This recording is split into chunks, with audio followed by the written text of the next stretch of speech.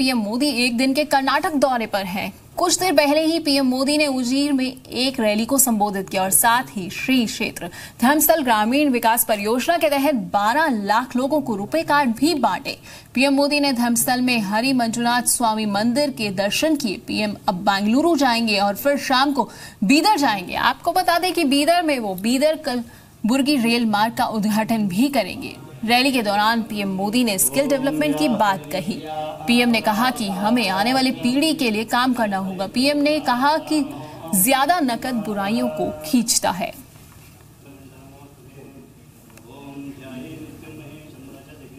तो पीएम मोदी आपको बता दें कि आज कर्नाटक के दौरे पर हैं और वहां पे उन्होंने एक रैली को भी संबोधित किया। जनसभा को संबोधित करते हुए पीएम मोदी ने कई अहम बातें भी कही। उन्होंने कहा कि स्किल डेवलपमेंट की बात जो है उन्होंने कही और उसके साथ ही कहा कि हमें आने वाली पीढ़ी के लिए भी काम करना होगा। और इसके साथ पीएम मोदी ने कहा कि नकद जो है वो बुराइयों को भी खींचता है।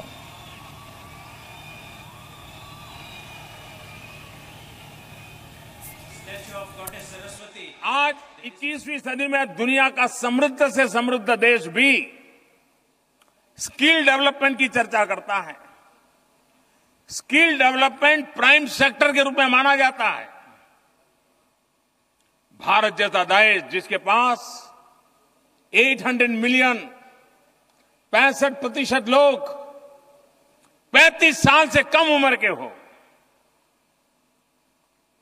डेमोग्राफिक डिविडेंड का हम गर्व करते हो, उस देश में स्किल डेवलपमेंट वो भी सिर्फ पेट पूजा के खातिर नहीं, भारत के भव्य सपनों को साकार करने के लिए अपने कौशल्य को बढ़ाना, विश्व भर में ह्यूमन रिसोर्स की जो रिक्वायरमेंट होगी आने वाले युगों में, उसको परिपूर्ण करने के लिए अपनी बाहुओं में वो सामर्थ्य लाना, अपनी हस्त के अंदर वो सामर्थ्य लाना, वो हुनर को प्राप्त करना, ये चीज डॉक्टर वीरेंद्र हेगड़े जी ने बहुत सालों पहले देखी थी। जिन लोगों ने संसद में गत नवंबर, दिसंबर, जनवरी, फरवरी के दरमियान जो भाषण हुए हैं, उसको अगर सुना होगा, न सुना हो तो रिकॉर्ड पर आप पढ़ लीजिए। हमारे बड़े बड़े दिग्गज लोग, अपने आप को बड़ा तीश्मार खां मानने वाले लोग, विद्वत्ता में अपने आप को बहुत चोटी के व्यक्ति मानने वाले लोग सदन में ये बहुत बातें बोलते थे कि हिंदुस्तान में तो अशिक्षा है, गरीबी है, ये डिजिटल ट्रांजैक्शन कैसे होगा, लोग कैशलेस कैसे बनेंगे, ये इम्पॉसिबल है, लोगों के पास मोबाइल फोन नहीं है। न जाने जितना बुरा बोल सकते हैं, जितना बुरा सोच सकते हैं, कोई कसर नहीं छोड़ी। लेकिन आज डॉक्टर वीरेंद्र हेगड़े जी ने सदन में उठी उन आवाजों को जवाब दे दिया है। गांव में बसने वाली मेरी माताएं बहनें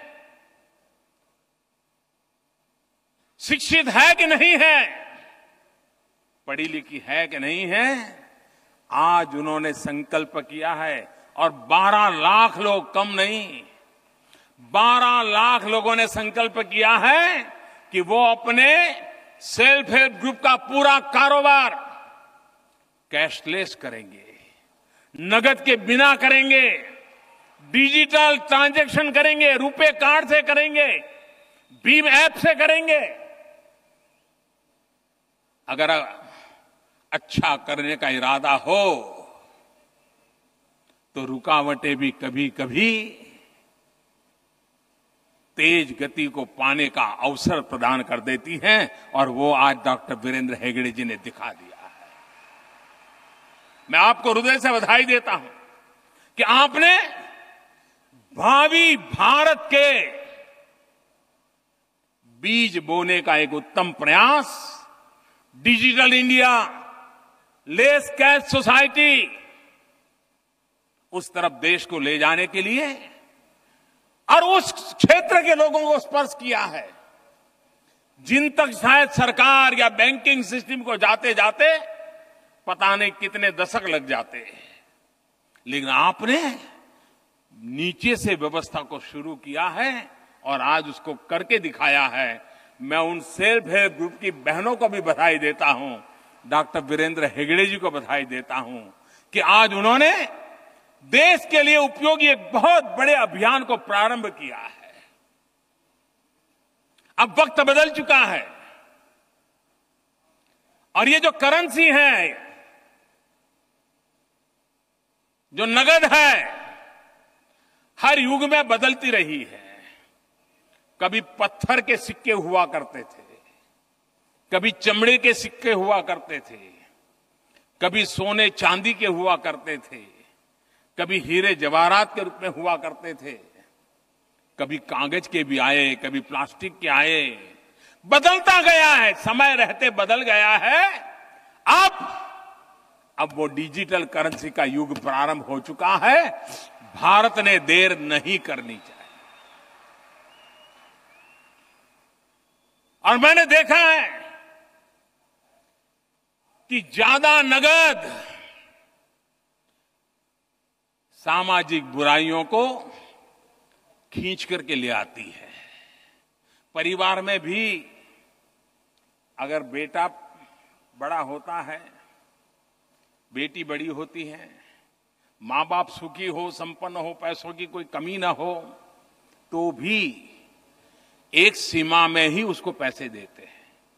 इसलिए नहीं पैसे खर्च करने से वो डरते हैं, लेकिन वो चाहते हैं कि अगर ज्यादा धन उसके जेब में होगा तो बच्चों की आदत बिगड़ जाएगी।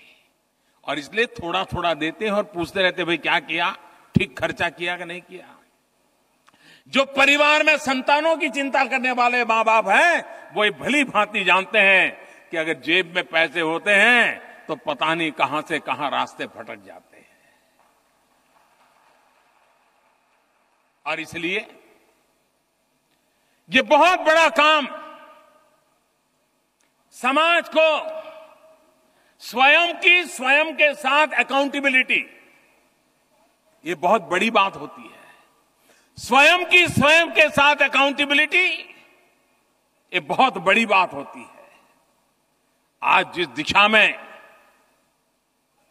डॉक्टर हेगड़े जी ले जा रहे हैं, मैं समझता हूं उस बात के लिए एक बहुत बड़ा महामार्ग खोल रहे हैं। आज और भी एक काम हुआ है, इस लोगो का लोकार्पण हुआ है, और वो भी पृथ्वी के प्रति, धरती माता के प्रति हमें हमारा कर्ज चुकाने की प्रेरणा देते हैं। हम तो ये मानते हैं कि वृक्ष की जिम्मेवारी है कि हमें ऑक्सीजन देता रहे।